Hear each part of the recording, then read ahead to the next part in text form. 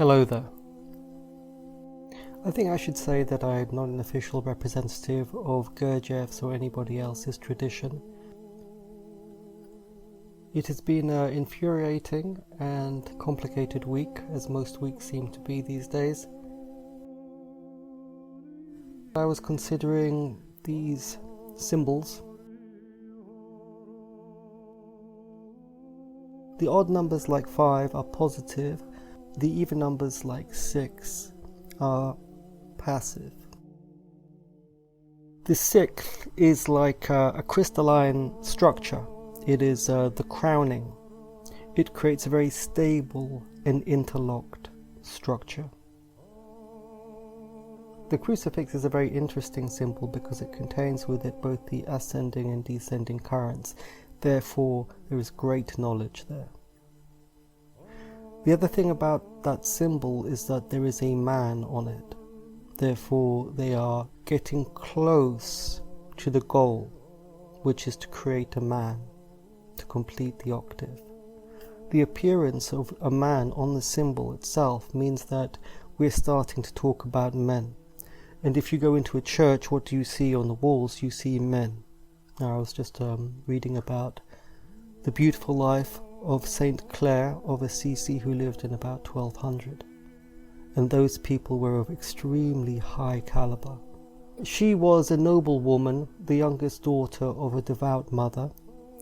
And, there's a story about her relationship with Saint Francis of Assisi, how they were a male-female pair of saints who worked together, and the deep veneration and respect that was in the culture in 1200. Later on, one of her sisters and her own mother entered into the convent that Saint Clare opened. Such is the scale of devotion in the European people at that time. I will not say very much about 3 or 4. If we look at the population curve again, we can see that catastrophe occurred in about 1500 and then a second catastrophe in about 1750. And it may be that at the beginning of the 1900s, when Britain put Israel back into the Levant, that was an effort to move from 7 to 6. But the European people, who are naturally very active and metallurgical, hard-working people, they resonate much more strongly with a 5th, and for them, I'm not sure how the 6th is represented in Nordic paganism, but their natural tone is the 5th, it would seem, like Thor's hammer. The 6th, because it is concealed, it can be hard to assimilate that. To go from the open culture of the 5th to the 7th there's a resonance there, but nevertheless the 6th has to be entered somehow. These days, if you hear Western politicians talking about freedom and a culture of freedom, they are talking about the open culture of an odd-numbered culture, either 5 or 7. It represents an intact tree growing from its roots. I suppose all this really refers to a recent European history that I can be in touch with. Of course, there are ancient cultures where you see the same numbers again, like China and India, for instance. There are some Jews today, the Haredim, I think they're called, who continue to practice, probably unchanged, the exact teachings of their ancestors. As human society as a whole is moving up and down the octave, there are remnants who anchor themselves in a particular tradition and continue to practice it. There are Jews who are blood relations of the origin and resonate very strongly, and then you have a line flowing out of there. And more importantly than that, you have migrants into this culture but never really feel it in their blood. You have people who say that they are Jews or they are the chosen people, but no matter how many times they say it, they don't actually feel it inside, because the blood is not there, and their internal functioning, which is in part passed down from their parents, does not function. Even if the society they're growing up with is quite religious, and like the outside is turned into the sixth quite strongly, it takes generations probably of interbreeding for it to go into the blood. So then you have a very big problem, because you have people in all the numbers, in the fifth, in the seventh, in the third, who are not, who have adopted an outward appearance, but they are not that inside, and that is threatening and damaging for all traditions. And a man of the path must be a man who venerates all real work and all real trees, just like you love the cherry tree and the oak tree, the maple tree. You must love them all, the real tree, and you must assist in the maintenance of the trees in their fundamental tone. Now, I had some brief thoughts about the current situation with Christianity, where you've got Orthodoxy, Catholicism, and Protestantism moving westwards towards America. The interesting thing is that the Orthodox cross has an addition, a further growth downwards, like an anchor into the soil. So I think you can consider Orthodoxy to be the anchor tradition, and Catholicism to be mesoteric in this particular slice through life, and Protestantism and perhaps New Thought that they have in America that I quite like. New Thought is an unfolding in that direction. So with the problem of migration, with the problem of people adopting the outward appearance of something that relates to the false self, which, as I have said before, is the accretion disk of the third story, and is a particular problem that needs a very definite and serious solution, because that is the thing that is causing people to suffer so badly on this planet.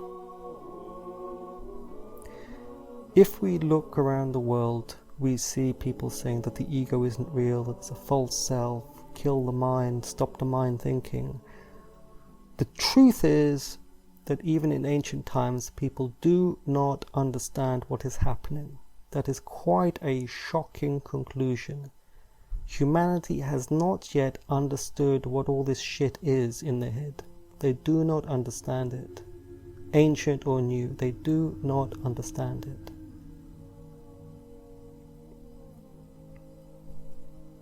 And because they do not understand the question, they have not found an answer. They have semi-answers, meaning that they know certain things work, like if you're an Orthodox Catholic going into retreat in the end of your life, that works. Likewise with Buddhism or Hinduism, Judaism, Islam, that all works. Various forms of psychotherapy work, energy work from China, that also works, but what it works to do, difficult to say. That is quite a shock, that humanity does not know what the question is. At least they cannot represent it in the modern way of talking. Perhaps people in ancient times did know, and they could represent it in the culture of that era. But we live in a certain world where people talk to each other in a certain way. Whilst I'm talking about society, let's move on to a slightly different subject, which is the subject of energy leaks and also of scale. Gurdjieff often talked about the need to relax so that you don't leak energy, and then you have more energy for self-remembering and so on. But in my opinion, this is not the most important thing. The leakage should be considered at the scale of your human life. In other words, the people that you know, the way you work, and what you listen to. It's at that scale, it's not really at the energetic level you need to work. The most important thing is which society you live in.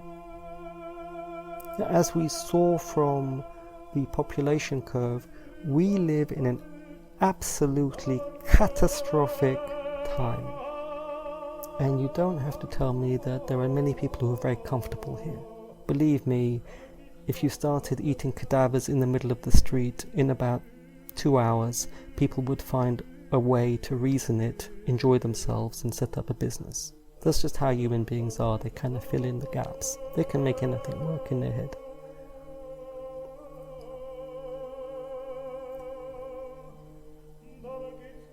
The world we have now, where there's a media and there's lots of people talking, this is an absolute catastrophe. These people are Shudras. That is the people that dominate the entire society. Politicians, scientists, the ones that you hear from, the media, all of them. They're all absolutely the same. And the only reason society functions is that the large amount of reasonably normal people simply battle through the shit of the Shudras every day of their life. And it's so difficult at the moment to even understand what is happening in the world or what anybody would think. I have absolutely no idea what is happening in England. I have no idea what people think, what they're trying to do, or what is happening.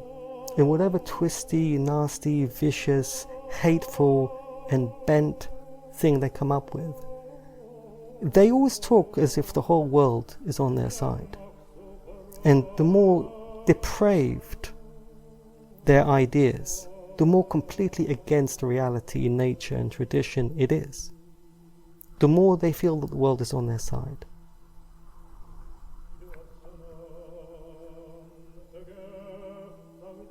Anyway, in terms of energy leaks, like I said, I am not really a fan of working with very small things like energy. We must work on the scale at which we are created. We are men. We are meant to be men. All of our work is designed to turn us into men, to right the ship, to complete our journey to become men. Now, if you work with the subtle bodies, qigong and so on, you are going slightly underneath. If you have a sense of devotion, you reach up, you're going slightly above. But the line of work has to be to make this man become a man. That is what our job is. They venerated and studied the lives of the ancients, who many of them existed before the great devastation of 1500 and 1750, which is judged, I'm only judging it from that curve, because I really don't know what happened in history so well. I can just tell what happened from that curve.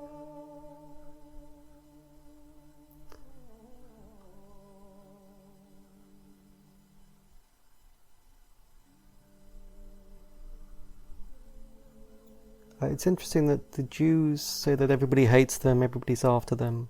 Christianity says that everybody loves them. It's quite interesting to see two forms of wrong work, but it means something in relation to Saturday and Sunday.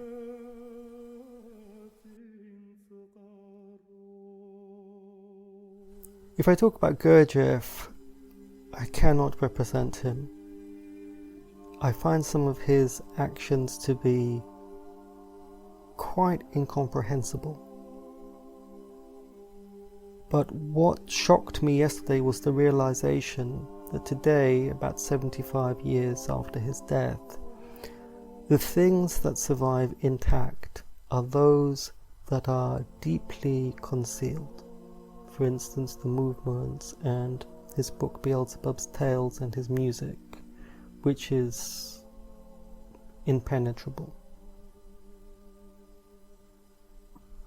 And in Paris he stationed himself at the Café de la Paix,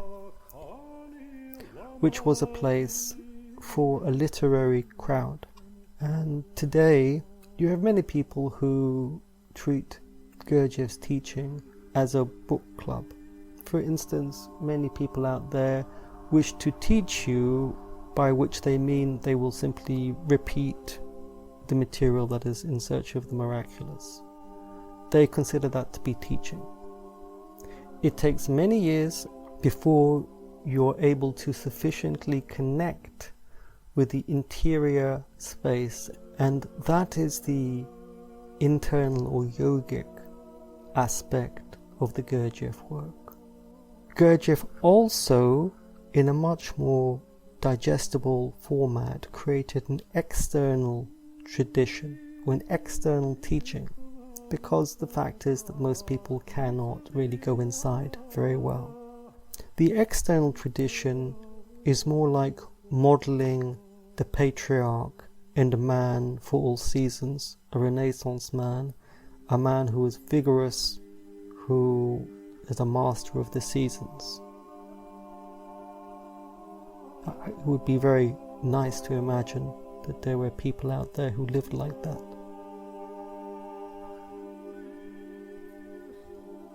But certainly at the Café de la Paix you have lots of literary people. The culture that you see comes from them. And I don't know so much about people from further east who received Gurdjieff's teaching. I also noticed that in downtown Mumbai there is also a Café de la Paix, but I think the clientele there is a little different.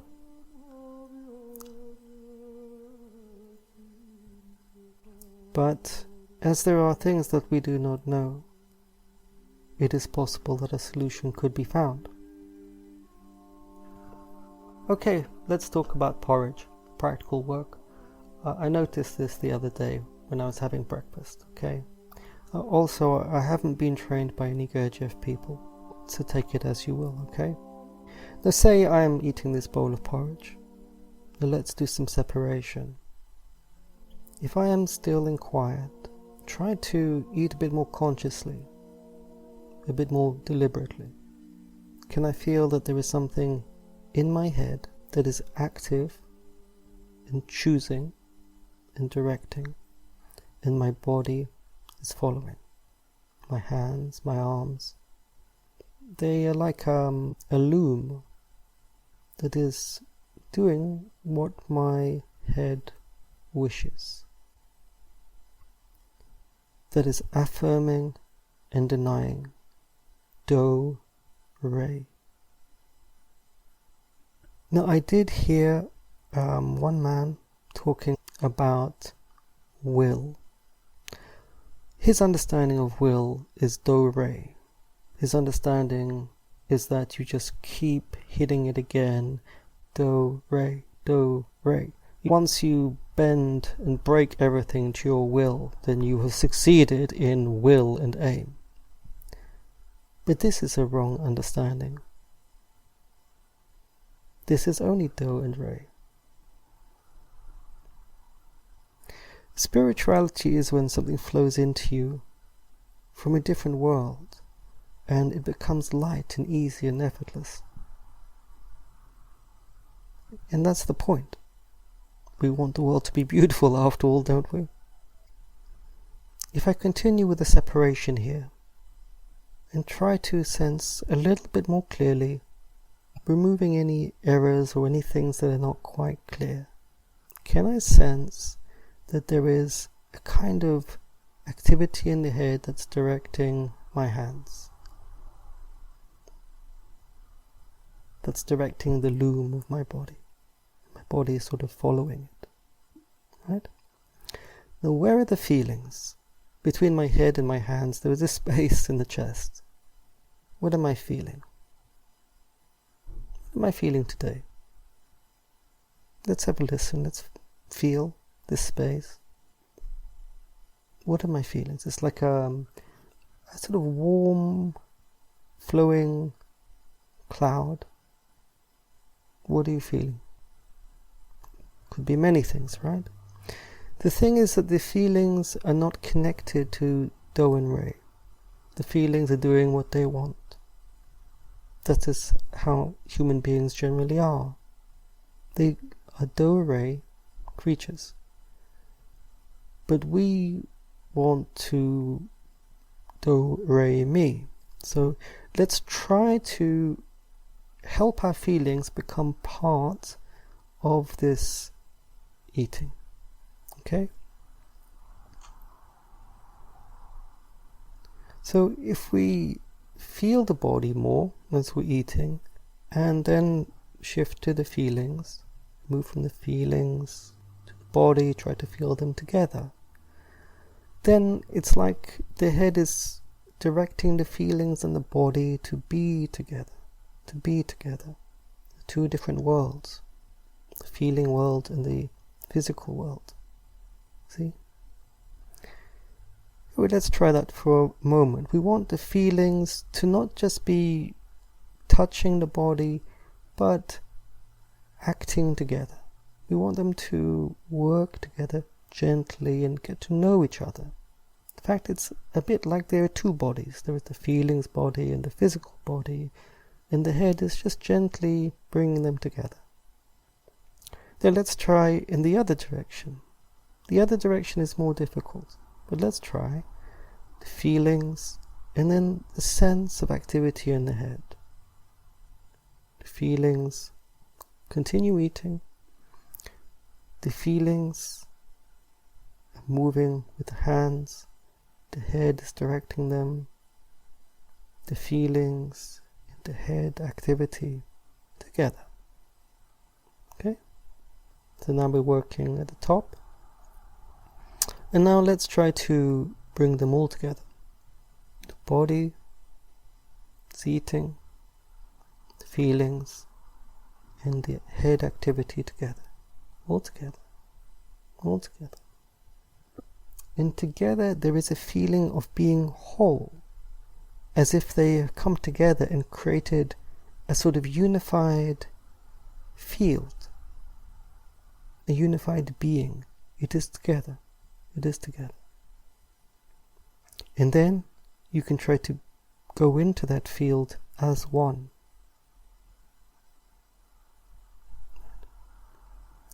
Okay, then let's just let that all drop. Let it all drop away. Just settle down, let it all go. And why don't you try that every day, the next few days? Each time beginning at the beginning, clearly separating the parts, and so on. Okay?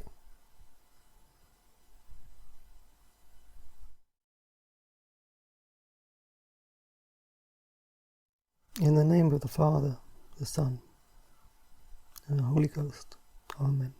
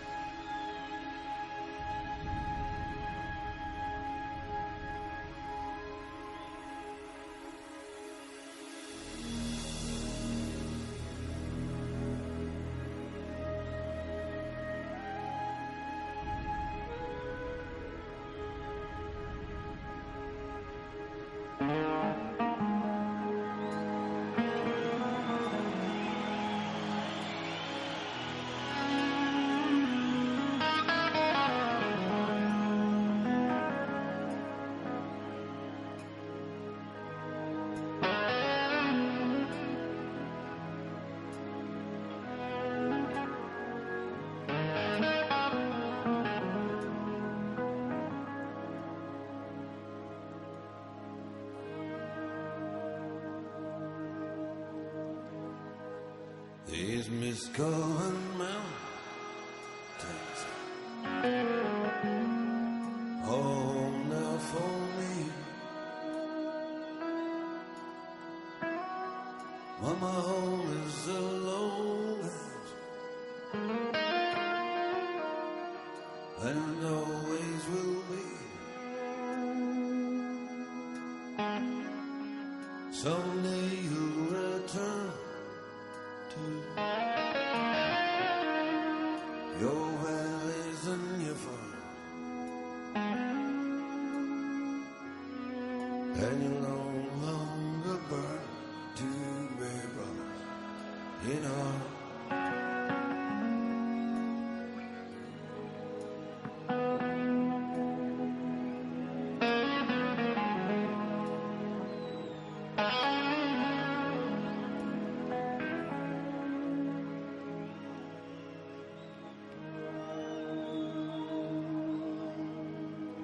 Through these fields of destruction, baptisms of fire, I witness your suffering as the battle rages high,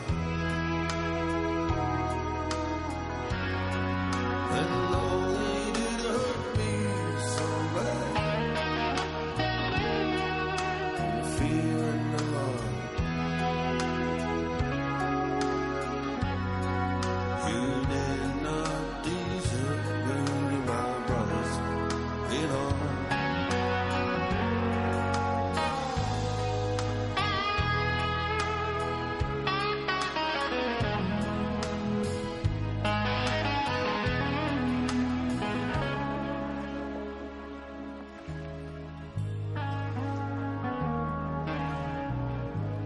There's so many different worlds, so many different suns. We had just one world, but we live in different ones.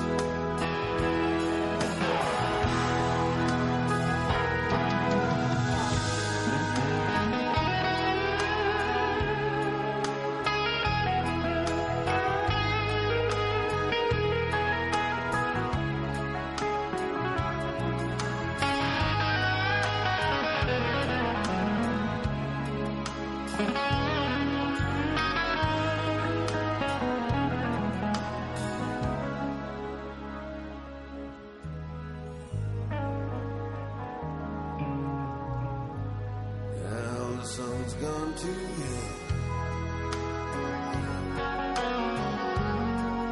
got the moon